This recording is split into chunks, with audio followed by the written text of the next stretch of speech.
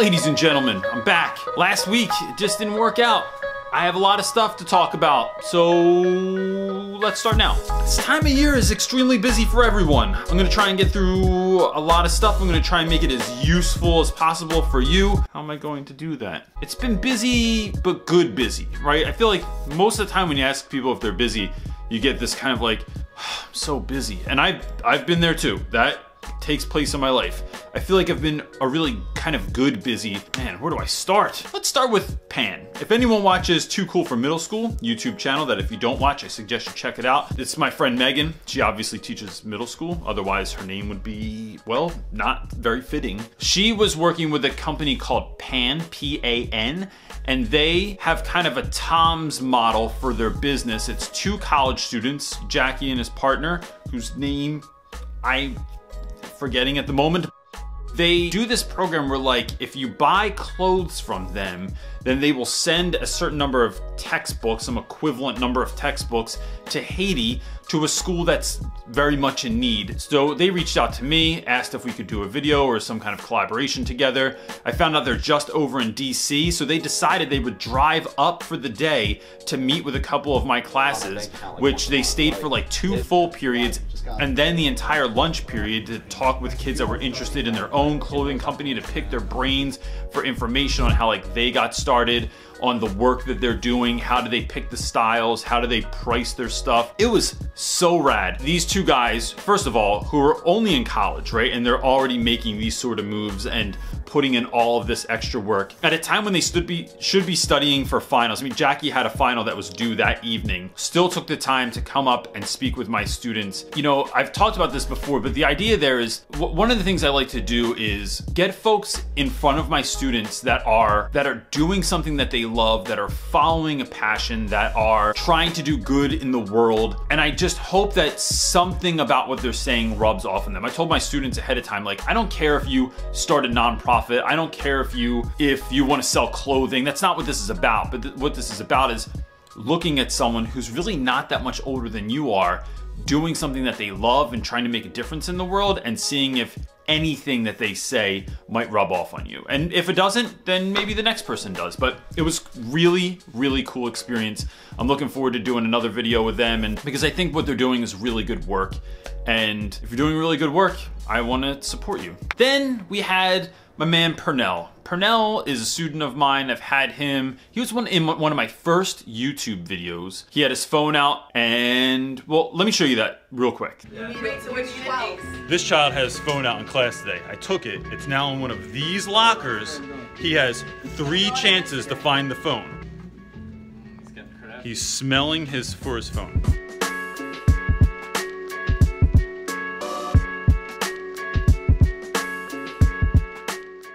So that's how we handle situations sometimes. And if you can find the phone, you get it back. If you can't find the phone, you're out of luck. So Pernell came in and said, like, that he was moving. I wanted him to go on a class trip with me. He said he couldn't because he's moving. I felt really bad for him. You could just see it in his face that he did not want to move, that he'd really found his place here in Philadelphia and at our school and made friends. And so instead of having a pizza party, which I feel like is like what we're always trying to feed students, let's feed them something worse. So we have Cereal Day, which was called Serial Killer Day, but then I realized that that's not a good name for something. And the reason it was called Serial Killer Day was because we eat cereal with the least nutritional value. So I went to the food store, I bought a bunch of cereal with absolutely no nutritional value to it, and then we made a nice little spread. We surprised Pernell when he came into the classroom. Are you crazy?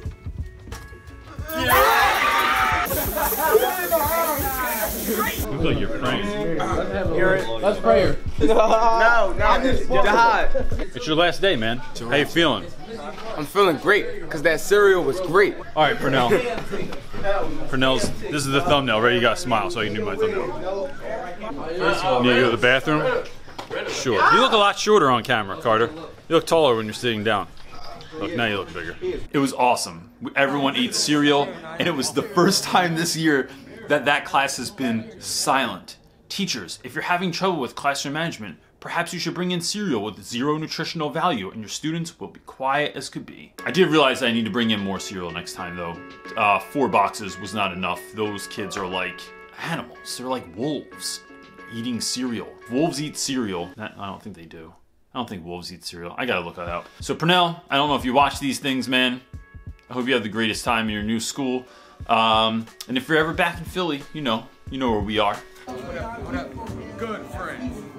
Sweet friends. Then, over Thanksgiving weekend, my Thanksgiving plans got messed up, and we ended up having Thanksgiving at our house with my grandmother and no one else. So I sent an email out to the school, said, hey, if anybody out there doesn't know where to go for Thanksgiving, if you need a spot to go, you should come over to the Reynolds house.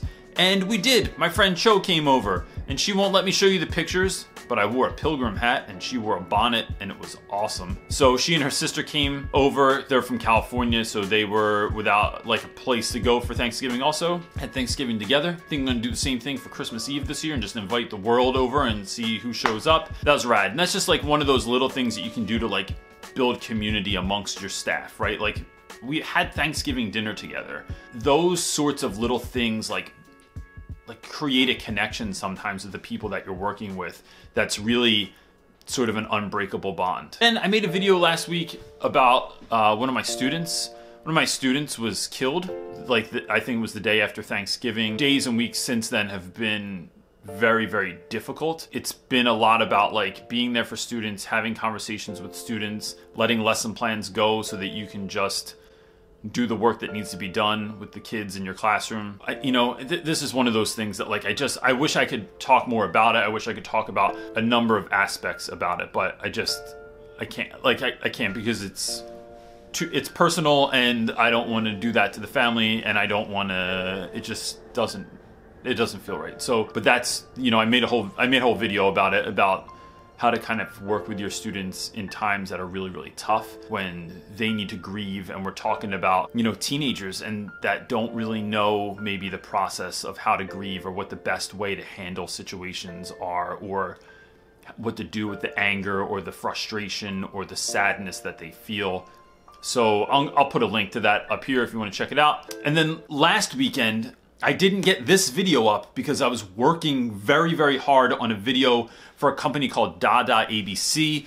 The link for that will be below if you're interested in that as well. They wanted me to make like a paid ad for them. So they did pay me for it, but the interesting thing about getting paid for stuff is I only will create ads or do work for companies that I believe in, that I think are a really good idea. So I've had any number of other companies, and not all of them are, I don't think they're bad, but some are just not a good fit. But DaDaABC is essentially, it's an online tutoring program that's 100% scripted, and you are tutoring children from China from 4 to 16 years old, and you can get paid like up to $25 an hour. So instead of like driving from house to house or working for a tutoring service that you have to go to, you can like literally sit there in your pajama pants and go on your computer and tutor kids, and it's only at night. It's from like 6 to 9 are the hours that you could work. Yeah, and it's like pretty good money. I mean, it's better money than you're gonna get like working at like a retail store over the holidays or something. Yeah, so if you're looking to make extra money, like it's a really good place to get connected. But that video, the first minute and 35 seconds took me so long because the edit,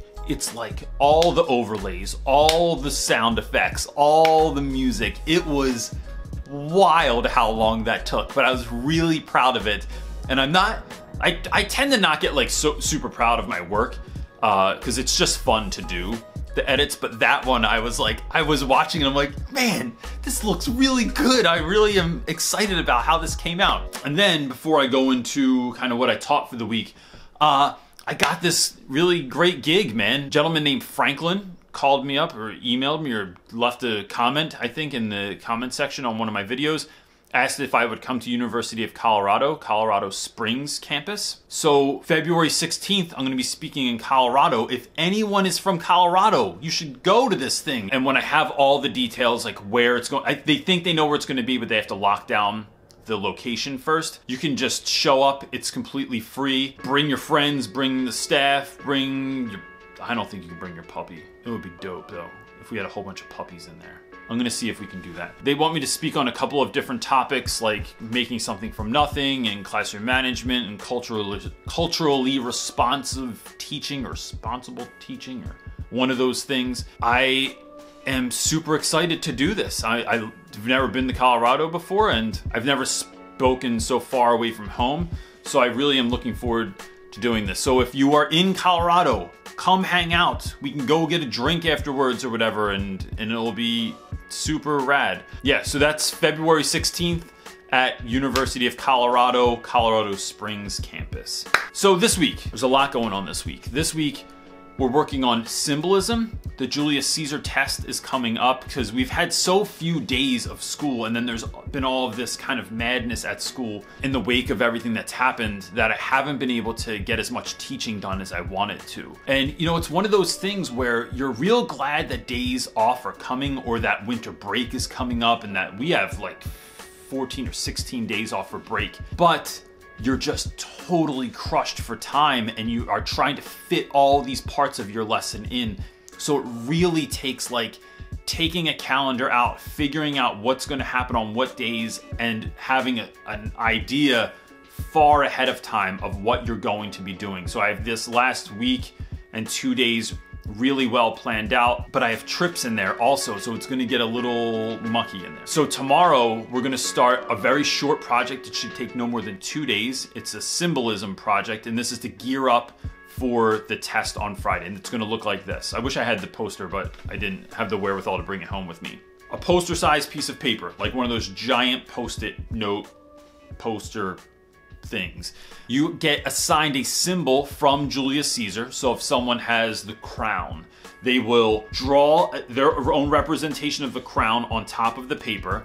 And then in 2 columns below, you have to, on one side, write what you think that item symbolizes and why. And on the other side, you have to prove it. You have to cite that information, find it in the book, tell me what act, what scene, what line it falls on, and then write those out. That's kind of it, right? And then on the test, you will be, so then after the students do this in small groups, I'm thinking probably 3, because you know, if you do groups of 4, that 4th dude just always hangs out. He's like the extra weight when everyone else is doing, oh, not so secret wife is coming in. That 4th kid like just doesn't do anything. So even, you gotta stand firm, teachers. When that 4th kid goes, but I don't have another group to work in. Can I please work with my friends? No, you have another group to work in. Maybe they don't want to work with you because you don't do anything ever. And that's kind of how I tell kids to pick groups. First group project of the year, everyone picks their friends, or they pick the cute girl, or not in my school because it's all boys, but pick who they like or who they want to hang out with, who they think is cool.